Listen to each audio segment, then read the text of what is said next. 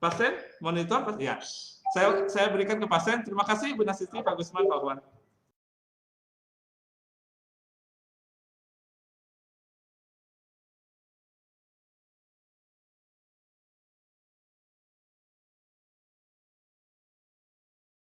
Amin.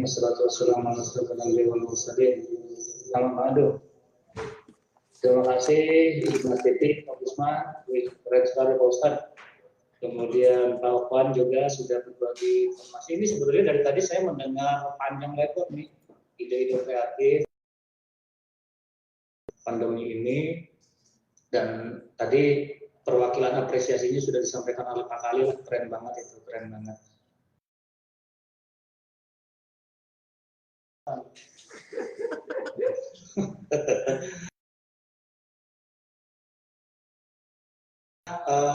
Kan kita juga berharap tadi ada banyak informasi apa yang kita lakukan juga memiliki dampak sehingga sekolah-sekolah yang lain, terutama sekolah-sekolah swasta khususnya, dan terutama juga sekolah-sekolah negeri ini memiliki gagasan baru yang sama, sehingga langkah kita untuk bersama-sama membangun pendidikan ini juga bareng-bareng gitu kan. Kalau bahasanya Pak Gusman tadi tidak berkompetisi, Pak Gusman ya, tidak berkompetisi itu, alhamdulillah ini sekolahnya berjauhan sih, kalau berdekatan kayaknya berkompetisi juga. Saya dekat kok. Ya bagaimanapun juga. Sudah dekat. Ya, mungkin yang dimaksud dengan tidak berkompetisi di sini kan tentu saja tidak berkompetisi dalam hal mencari hal-hal yang baik, dan itu harus dibagikan gitu kan.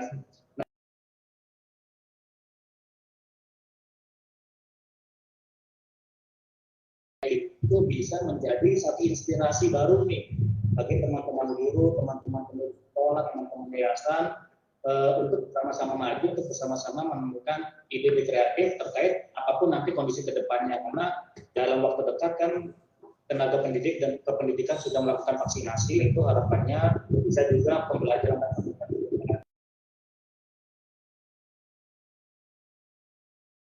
pelajaran baru ke depan, karena dulu juga waktu semester yang kedua ini katanya mau ada tatap muka, tapi ternyata nggak jadi juga gitu kan, karena dana COVID-nya masih besar gitu. Bisa jadi juga misalnya tahun depan ide untuk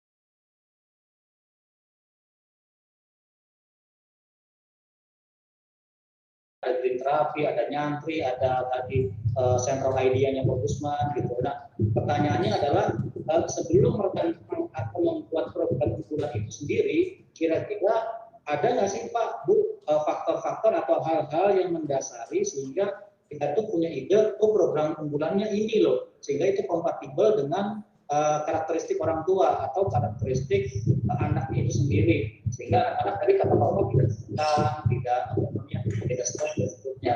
Itu yang perlu diperhatikan atau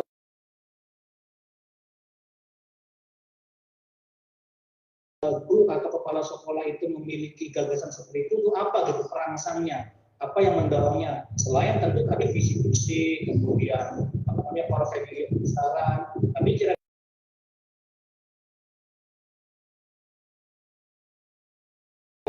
ke anak-anak itu yang menjadi daya tariknya itu apa nih kira-kira, sehingga orang tua juga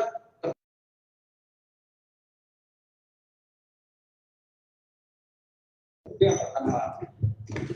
Yang kedua terkait cash flow, seperti Pak Wan katakan, kita tidak bisa pungkiri sekolah-sekolah swasta memiliki kendala di di anggaran, karena banyak sekali biaya-biaya yang seharusnya masuk dari kegiatan tatap muka tidak bisa masuk gitu ya. Nah, terkait dengan kegiatan blended learning,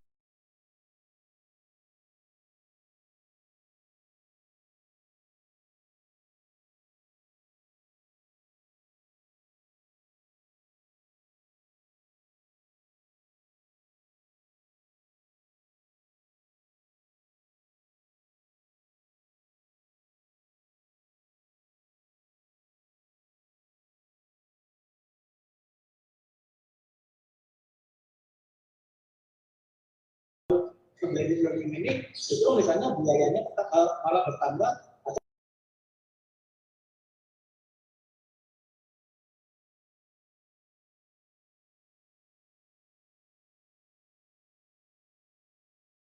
Biaya yang dibebankan kepada orang tua gitu ya.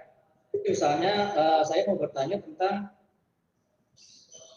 sejauh ini apakah di sekolah ibu bapak guru Pak Gusman, Pak dan Bu Nasti ada inisiatif mengadakan kerjasama antar guru misalnya kan penting juga untuk saling berkomunikasi, saling berkoordinasi di wilayah terdekat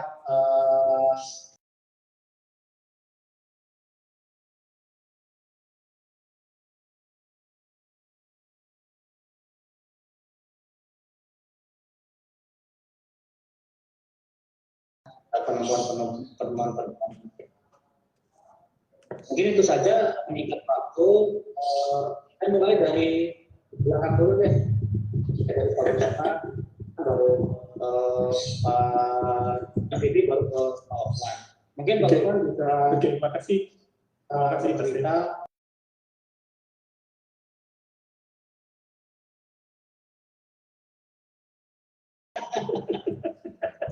Oke, makasih. Silakan Om Gusman. Ya, program-program unggulan gitu ya, karena memang di 3 tahun ajaran baru tidak ada yang berubah gitu ya sebenarnya dengan apa yang kita lakukan. Jadi proses bagaimana misalnya melakukannya saja yang mungkin berubah gitu ya. Jadi karena memang program itu sudah dibuat sejak awal gitu ya, maka kita akan lihat lagi gitu ya, bukan kita uji lagi gitu ya, tapi ini waktunya untuk melakukannya gitu ya, menguji cobakannya. Nah, memang ada proses-proses yang dilakukan gitu dengan terkait dengan program-program yang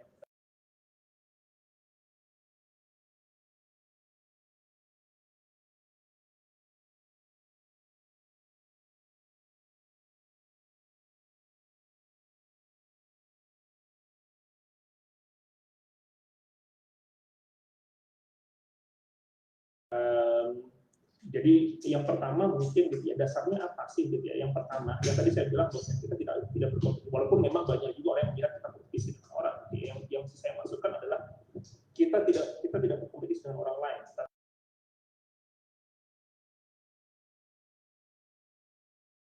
Untuk bisa berkesinambungan lah dalam satu pendidikan ini. Gitu ya.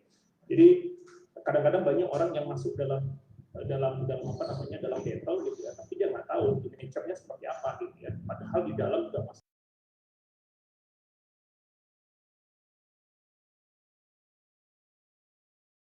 ya, kita terlalu banyak sibuk dengan apa yang dilakukan orang lain sehingga kita lupa dengan apa yang harusnya kita lakukan gitu ya.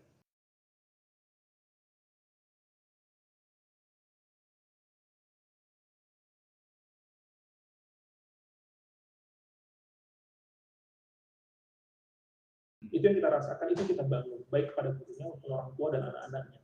Makanya proses itu terus terjadi, gitu ya, siklus itu terjadi, gitu ya, sehingga terdesainlah sesuatu yang kita sebut tadi school from home, gitu ya, school from home. Jadi karena memang tidak ada yang siap dengan keadaan yang outbreak ini, gitu, yang sesuatu yang sudden itu kan atau tiba-tiba kan tidak ada yang siap, gitu ya. Tapi mau tidak mau memang kami harus berpikir gitu ya, harus segera gitu ya, karena kita tahu pemerintah itu baru tanggal 15 Juni baru mengeluarkan model proses pembelajaran PJJ-nya.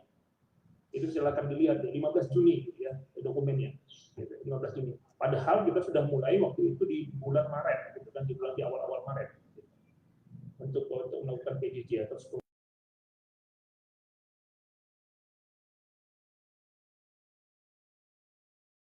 Kepala sekolah ya kita pikirkan gitu ya, bagaimana caranya melakukan school from home gitu ya, dengan pendekatan dan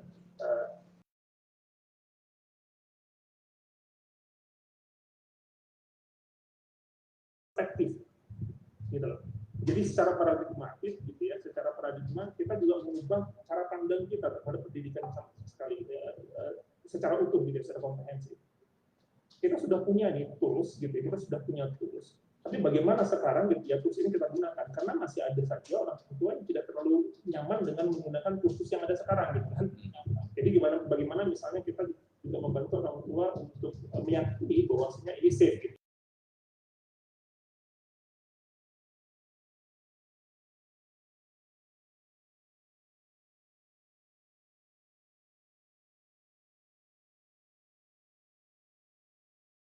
Lebih baik gitu ya, ataupun perubahan yang lebih baik. Jadi cuma dua saja gitu ya.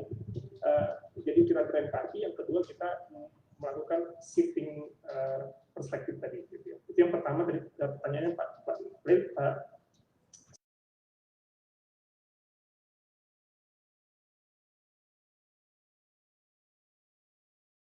ya. Jadi yang kita lakukan adalah bagaimana mengoptimalkan yang sudah kita rencanakan di awal tahun gitu ya, dengan melakukan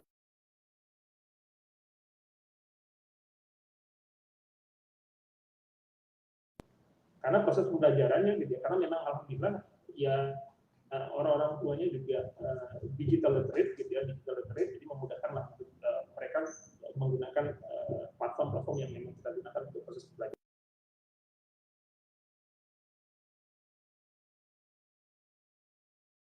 Ya, saya juga datang ke saya ada beberapa orang tua lah gitu, tapi alhamdulillah yang datang ke saya sih nggak terlalu banyak lah gitu ya untuk meminta gitu ya, meminta apakah memang ada kegiatan dari sekolah gitu ya. Pastinya kalau memang tadi kita bilang ada empati di situ gitu ya, mau tidak mau memang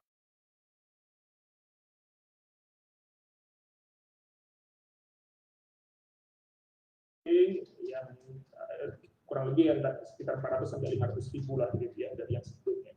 Otomatis itu juga berpengaruh kepada proses pembelajaran. Tapi alhamdulillah gitu ya, seiring waktu karena sekarang juga sangat kita dimudahkan, kita bisa field trip itu bisa touring gitu ya, bisa touring virtual tour.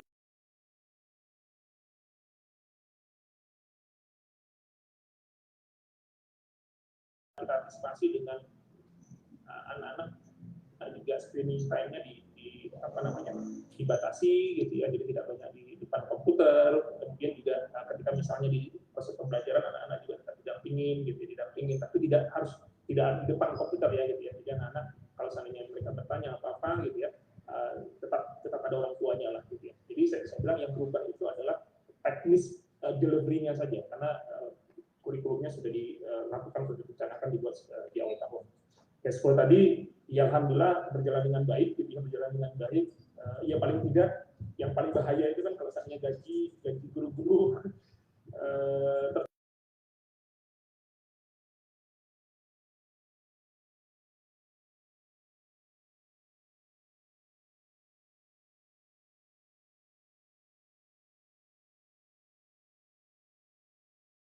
dengan lancar.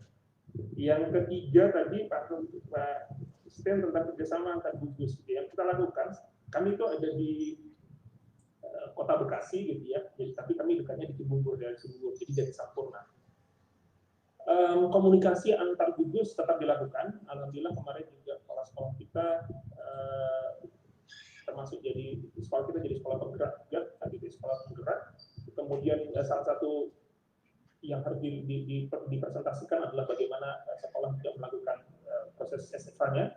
Alhamdulillah kemarin gitu ya, kita jadi contoh juga gitu ya untuk di khususnya kita gitu ya, teman-teman untuk melihat gitu ya. Nah sekarang itu lagi diminta juga untuk jadi contoh permulaan pembukaan sekolah gitu ya. Ini kita masih tarik ulur dengan yayasan juga gitu ya, karena memang tidak mudah.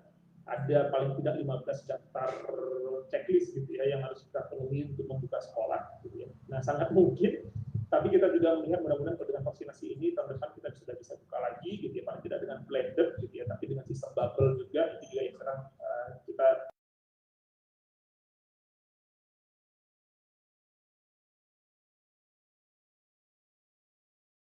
Pak Sten. Jadi kerjasama tetap dilakukan gitu ya, dan kemudian best practice-nya juga antar kepala sekolah dan gugus itu juga selalu ada komunikasi gitu ya. Jadi pengalaman-pengalaman itu yang mungkin yang dirasakan teman-teman gitu, karena memang pengalaman dan tantangannya juga berbeda-beda di sekolah yang lain gitu ya. Nggak usah kan yang di luar ya, mungkin Bu Nas itu lebih payah gitu ya. Di Kota Bekasi pun banyak juga sekolah-sekolah yang tidak semuanya literate gitu kan, dan siap dengan keadaan.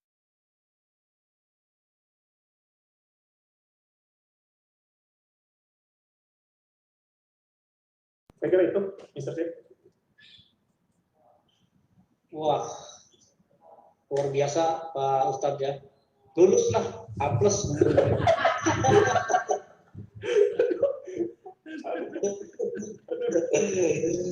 Ya, karena live di Facebook, jadi saya sapa kepada pemirsa entah yang menonton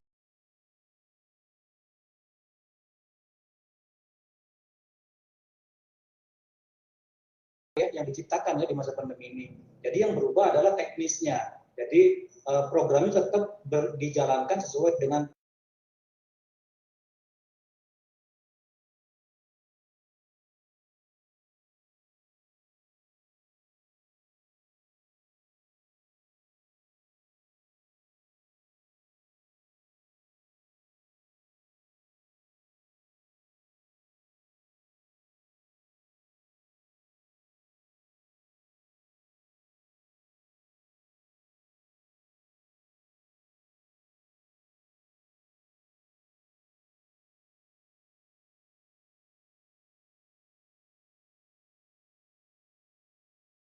banget nih sekolahnya Pak Gusman tuh SPP-nya nggak tahu apakah lebih tinggi daripada sekolahnya Pak Afan atau tidak, saya nggak tahu. Tapi tadi pengurangan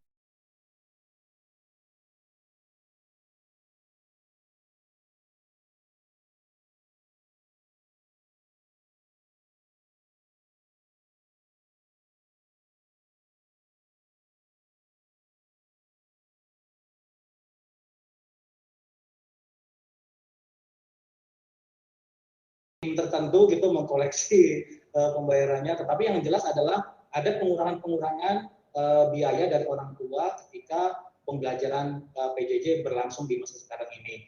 Yang terakhir, kerjasama tetap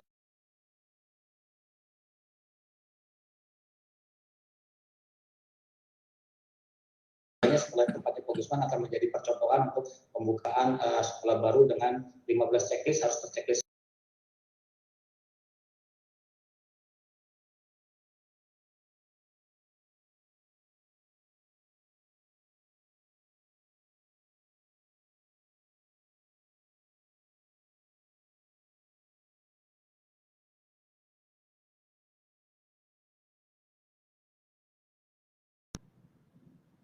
Ya, bismillah, mudah-mudahan B lah, saya mah B aja.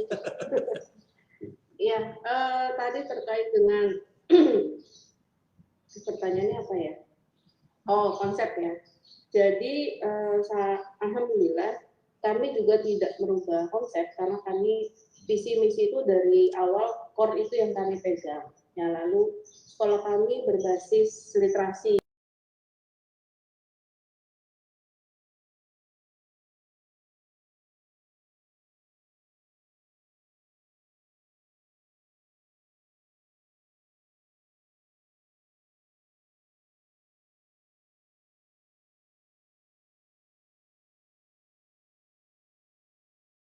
Beberapa bulan lalu itu dalam waktu pertemuan itu menjadi narasumber untuk literasi itu di Kementerian Pendidikan Kemendikbud dari program P4TK dan PLB.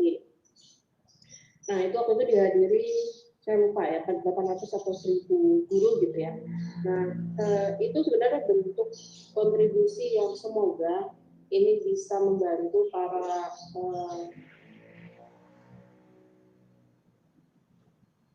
gitu.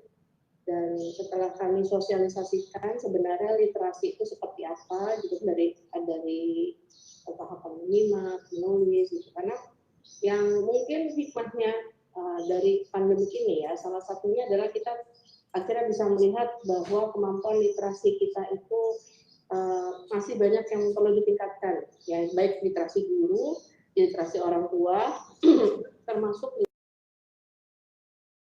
gitu kan, yang artinya gini, jangan sampai kita melihat anak punya buku paket, kita orang tua tuh sudah merasa aman, padahal anak membaca buku paket belum tentu juga paham, ya hanya sekedar bisa menjawab informasi tapi konsepnya sendiri belum memahami gitu pasti. Nah, lalu kontribusi kedua, semoga itu free ya di kemarin di Facebooknya Kementerian Pendidikan. Lalu yang kedua, kita juga memberikan free namanya literasi pengasuhan gitu. Jadi mengajak para orang tua itu live juga free live FB dan di situ kita mengajarkan literasi untuk orang tua bagaimana memahami cara berkisah. Ini masih segmen satu berkisah gitu. Mengapa? Karena ketika kita pulang ke rumah, ya salah satu literasi yang hilang di rumah-rumah di Indonesia itu adalah berkisah. Ya kalau zaman dulu mungkin para kiai, mungkin Pak Kiai Gusman, ya Bang Ica mungkin yang dulu kan kalau duduk di surau gitu kan, adalah sesi berkisah dari tokoh masyarakat, dari tokoh agama, dari orang tua gitu. Nah itu yang bahwa memang didahulukan bagaimana how to deliver-nya kepada anak-anak di dalam keluarga seperti itu. Itu jadi kalau dibilang itu program unggulan, kami sebenarnya lebih kepada itu adalah concern kami di bidang literasi. Ya, jadi betul tadi kami tidak melihat ke sekolah lain, oh sekolah ini bisa ini, sekolah ini bisa ini enggak.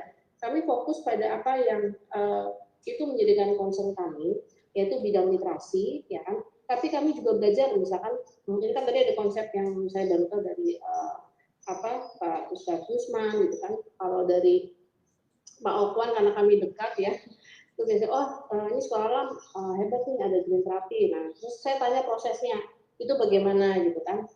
Lalu ada di sekolah sekitar saya juga ada yang melaksanakan program green therapy juga, jadi tapi level SMA, AB Home itu saya belajar. Nah lalu kita lihat apakah yang sudah apa yang bisa kita lakukan terkait dengan tadi cita-cita kita ya di bidang literasi. Nah, green therapy lalu aktivitas motorik itu sebenarnya sangat erat kaitannya dengan literasi.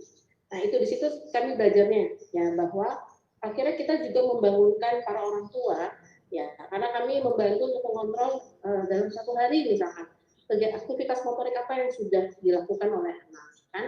Lalu aktivitas misalkan rawat diri, rawat lingkungan gitu. Lalu kemandirian, ada skill apa gitu. Jadi kami memang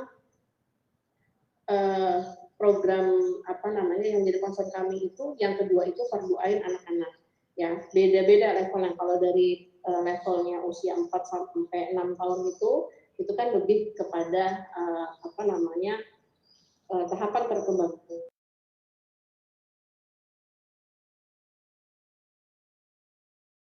sasarannya apa. Di SMP itu juga beda lagi ya. Yang jelas semuanya itu selalu kami awali dari konsep ayat-ayat Al-Quran.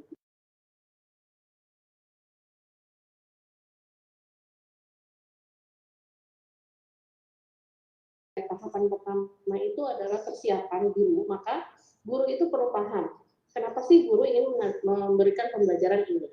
Ya kan, lihat di dalam ayat Al-Quran mana yang Allah perintahkan tentang menanam gitu ya. Sehingga kami menyadarkan para guru, orang tua juga murid bahwa menanam itu adalah bagian dari syariat. Ya. Kisah Nabi Adam itu menjelaskan bagaimana proses manusia itu bisa hidup ini karena yaitu menanam, ada beternak gitu. Jadi itu yang namanya konsep. Itu pasti enak.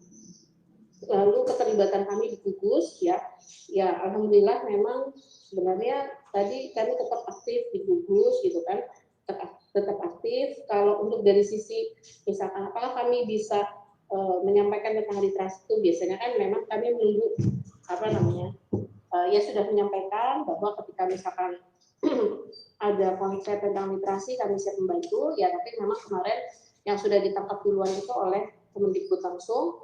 Ya, lalu sekarang akhirnya kami lagi menerima beberapa pelatihan literasi dari beberapa sekolah, ya seperti itu. Yang akhirnya mereka sekarang ini dari NTT, dari saya lupa ya, dari NTT, lalu nanti ada Sidoarjo, gitu kan. Nah, kami ingin bahwa apa yang sudah mereka pelajari nanti silakan mereka sebarkan lagi ke yang lain gitu pasti, ya kan? Karena di NTT itu termasuk ada masalah sinyal, terus apalagi apa namanya referensinya untuk kendala waktu gitu kan, ada perbedaan dengan kita gitu kan. Nah itu kami siap membantu memfasilitasi kalau ada nanti kalau udah selesai pelatihan masih ada pertanyaan lalu ingin mengadakan lagi, mereka langsung ke lapangan gitu ya, itu kami sangat membuka diri. Begitu kira-kira yang mudah-mudahan apa yang kami lakukan. Sekali lagi ini adalah tujuan kami membangun pola ya, apa yang kami concern ya, bukan semata-mata hanya untuk membuat program unggulan ya. Nah lalu terkait dengan tadi ya pembiayaan ya mengagetkan juga sih memang. Karena kalau untuk pembiayaan, kalau SPP kami, insya Allah kami tidak kurangi, karena itu kami buatkan untuk guru semua kan kegiatan. Yang kami pangkas itu semua yang faktor uang kegiatan seperti itu. Nah, kalau untuk level PAUD itu semuanya di-apply. Sebenarnya selama ini 50% operasional itu kami dapatkan dari SPP. 50%-nya lagi itu kami dapatkan dari donatur, dan alhamdulillah ini sebenarnya satu cara untuk bisa kami tetap memberikan apa namanya jaga sustainable ya, karena donatur juga kan menurun juga ya. Kami memang membuka namanya Taman Bahasa ya, jadi sekaligus membantu masyarakat yang ada di sekitar sini. Taman Bahasa bisa dilakukan juga online gitu kan. Nah ya itu alhamdulillah lah ada ya, itu dari sisi usaha kami. Tapi selebihnya juga banyak program free yang kami lakukan, dan itu live seperti itu. Baik, terima kasih Bu Nastiti. Plus lah. Keren ya. Untuk pemirsa di sana, tadi apa yang disampaikan Bu Nastiti terkait dengan program unggulan tidak beda jauh dengan apa yang sudah disampaikan oleh Pak Gusman. Tidak ada program unggulan baru, semuanya sudah dirancang, ditetapkan di awal.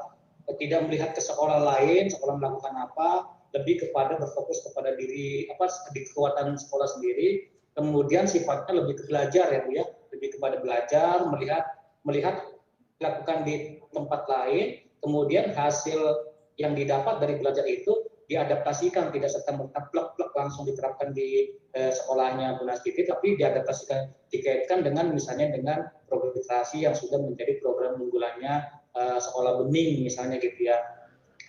Dan hal yang membanggakan juga dari Bu Nastiti yang mungkin bisa ditiru oleh teman-teman guru atau teman-teman kepala sekolah maupun pemilik sekolah di luar sana adalah jangan pelit berbagi ilmu. Itu tadi yang Bu Nastiti sampaikan, akan berbagi kegiatan free literasi pengasuh, literasi guru, yang semuanya sifatnya adalah mendeliver pengetahuan, kecakapan, sehingga apa yang menjadi prinsipnya sekolah bening itu bisa juga dirasakan manfaatnya oleh teman-teman guru yang lain. Jadi mungkin Bapak Ibu guru di luar sana yang punya ide-ide kreatif baru, jangan pelit-pelit berbagi informasi lah. So silakan diumbar semua informasinya, semua pengetahuannya, sehingga kita sama-sama sebagai generasi yang peduli dengan pendidikan anak juga berkontribusi bersama-sama. Kira-kira begitu. Terkait dengan SPP, ternyata berbeda dengan Pak Gusman. Kalau di Bu Nastiti tidak ada pengurangan sama sekali, tetap karena itu menjadi salah satu operasional kunci.